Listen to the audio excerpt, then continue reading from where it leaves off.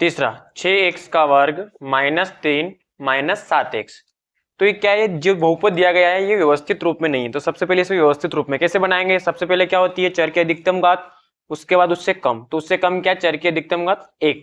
तो सबसे पहले इसे व्यवस्थित करते हैं, तो 6x का वर्ग -7x आगे लेते हैं और -3 को पीछे, और इसके बाद क्या करेंगे, उसके बराबर क्या मानेंगे अपन, 0। ठीक है, क्या मानेंगे उसके बराबर 0। और सेम स्टेप वही क्या करेंगे, लास्ट वाले का आगे वाले में गुणा, तो क्या लास्ट में -3 और आगे कितना है 6, तो 6 तिया 18 माइनस का 18 और बीच में कितना है -7। तो मतलब -7 के हमें दो ऐसे फैक्टर करने जिनको जोड़ने या घटाने पर कितना है -7 आए, लेकिन गुणा करने पर कितना है -18। तो एलसीएम लेते हैं अपन 18 का,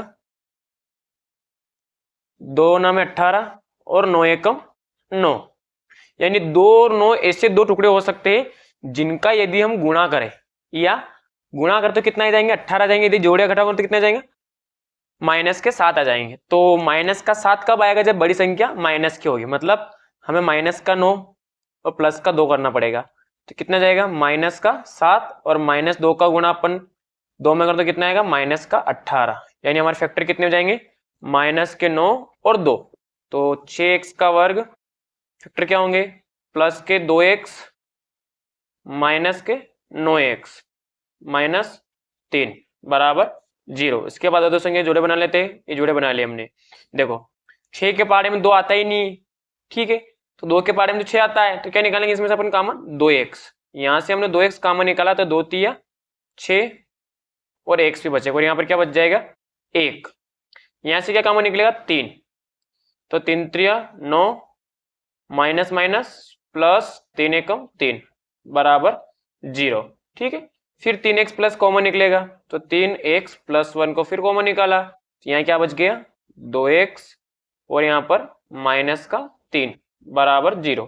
तो पहले इसके बराबर 0 फिर इसके बराबर 0, तो 2x + 1 बराबर 3x 1 + 1 बराबर 0, या 2x - 3 बराबर 0। प्लस का 1 क्या हो गया माइनस का 1, और 3 इंटू में तो कहाँ जाएगा डिवाइड में, यानी कि -1/3, या -3 क्या हो जाएगा +3, और 2 इंटू में कहाँ जाएगा बटे में, तो x बराबर कितना जाएगा 3/2। ठीक है, तो ये क्या हो गया हमारे दो शून्यक, तो क्या लिखेंगे अपन, अतः बहुपद के शून्यक, अतः बहुपद के शून्यक -1/3 व 3/2 होंगे। अब क्या करना है अपने को, जांच करना है। क्या करना है, जांच।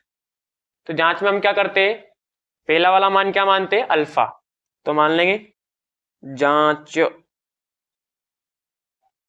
क्या मानेंगे अपन, माना अल्फा बराबर कितना -1/3 और बीटा बराबर 3/2। सबसे पहले क्या निकालते हैं अपन, जांच में शून्यकों का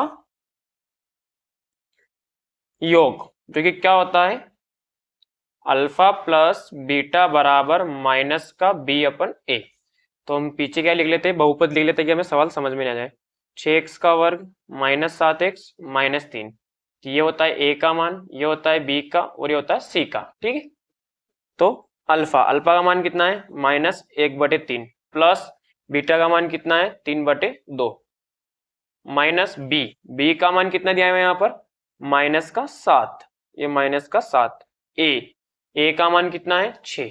ठीक, अब यहाँ सोल्व करते हैं, 3 और 2 का एलसीएम कितना आएगा 6, 3 का 6 में भाग देने पर कितना आएगा 3 दूनी 6, और 2 का गुणा 1 में 2 1 2, प्लस 2 का भाग 6 में कितनी बार जाएगा 3 बार, 3 का गुणा 3 में 3 3 9 बराबर माइनस से माइनस कैंसल 7/6, -2 में से प्लस का 9 गया, कितना बचेगा प्लस का 7 बटे में 6, तो 7/6 बराबर 7/6, यानी क्रॉस मल्टीप्लिकेशन 6 7 42, 6 7 42, या नहीं भी करते कोई दिक्कत नहीं, मतलब हमारे दोनों मान क्या आ गए बराबर आ गए।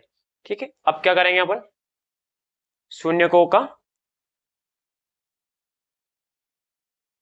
शून्यकों का गुणनफल, क्या होता है, अल्फा इंटू बीटा बराबर सी अपन ए। अल्फा का मान कितना है, माइनस का 1/3 और बीटा का मान 3/2।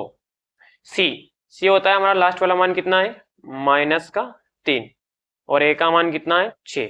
ठीक है, तो देखो 3 से 3 कैंसल, माइनस से माइनस कैंसल, 3 एकम 3, 3 दूनी 6, यहाँ क्या बच गए 1/2 बराबर 1/2, यानी ये भी पूरा हमारा सवाल सही है। तो इस प्रकार जांच करने पर हमने पाया कि जो हमारे शून्य का है वो बिल्कुल सही है। ठीक है गाइस।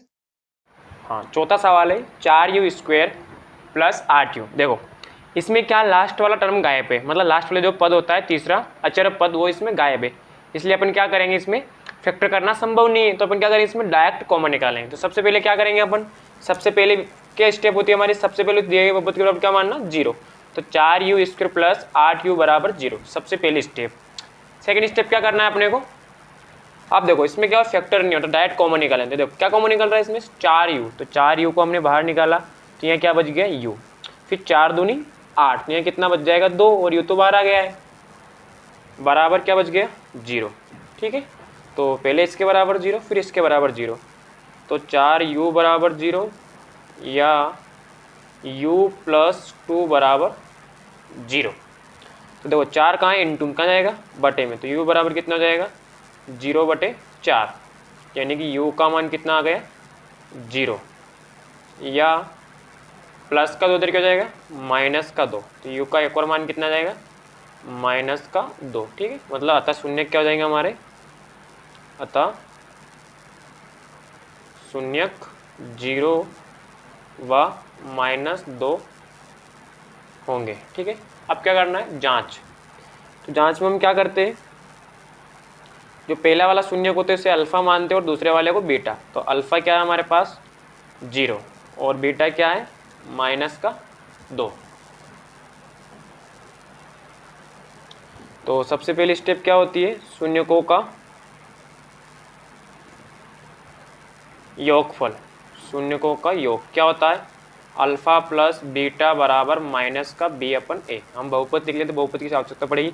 बहुपद दिया हमारे पास 4u² प्लस 8u, तो ये a का मान, ये b का मान और c का मान कुछ नहीं तो क्या मान लेंगे इसमें हम 0। ठीक है, तो अल्फा का मान कितना है 0 प्लस बीटा का मान -2 बराबर माइनस, देखो b का मान कितना है 8, a का मान कितना है 4, 0 प्लस माइनस कितने हो जाएंगे -2, 4 दूनी 8, तो कितना हो गया -2, माइनस से माइनस कैंसल, 2 बराबर 2। ठीक, अब शून्यकों का गुणनफल, शून्यकों का गुणनफल क्या होता है, अल्फा इंटू बीटा बराबर c/a। तो अल्फा का मान 0, बीटा का मान -2, c कुछ नहीं इसमें से क्या मानेंगे अपन 0 और a का मान कितना है 4, 0 का गुणा 2 में करेंगे कितना हो जाएगा 0 और 0 का भाग 4 में 0, यानी अपना ये भी सवाल पूरा सही है। ये हमारी जांच खत्म हुई।